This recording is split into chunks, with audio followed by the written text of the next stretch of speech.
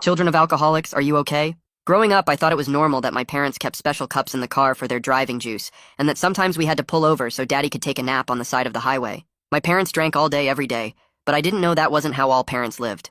Mom would pour orange juice and special vitamins for breakfast that made her laugh at everything. Dad kept a flask in his cop uniform that he called his partner. They'd load me into the car with their travel mugs full of whatever they were drinking that day. Mom would sing along to the radio while swerving between lanes. Dad would drive with one eye closed because he said it helped him focus better. When I turned 10, I finally understood what it meant when adults had too much to drink. I started begging them to stop driving after they'd been drinking. Please just call an Uber, I'd say when they'd grab their keys after dinner. Mom would just ruffle my hair and laugh. Sweetheart, we know our limits. 2 glasses of wine is nothing, but it was never 2 glasses. It was the whole bottle plus the vodka from lunch plus the beer from breakfast.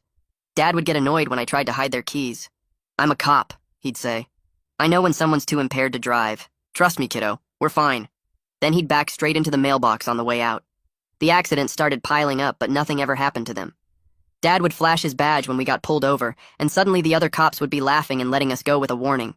We hit a parked car at the grocery store, and Dad just left a note that said, "Sorry," with a fake phone number. Mom drove us into a ditch one night and told me it was because a deer jumped out, even though I never saw any deer. The worst was when Dad ran a red light with me in the back seat, and we got T-boned by a minivan. The other driver's arm was broken. Dad told his cop buddies that the other guy ran the light, and somehow that became the official report. When Mom got pregnant, I thought maybe they'd stop drinking for the baby. Instead, they threw a party to celebrate and got so wasted Dad drove the car through our garage door. After my little sister was born, it got even worse. They'd put her car seat in the back next to me while they sipped from their flasks at red lights. One time, Mom was so buzzed she forgot to buckle the car seat in, and it slid across the back seat when she took a turn too fast. The baby screamed for 20 minutes while Mom laughed and said, "She's got strong lungs." I started buckling my sister and myself and holding the car seat steady with my hands. Then came the announcement that made my blood run cold. We were going on a family road trip to Vegas. 10 hours of driving through the desert, Dad said excitedly. We'll take turns at the wheel so we can both enjoy our drinks. Mom was already planning which bottles to pack in the cooler.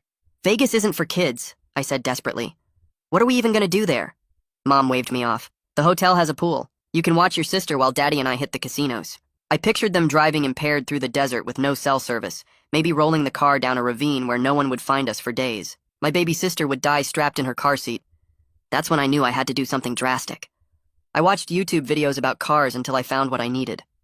The morning of the trip, while my parents were passed out from their Saturday night binge, I went into the garage with Dad's toolbox.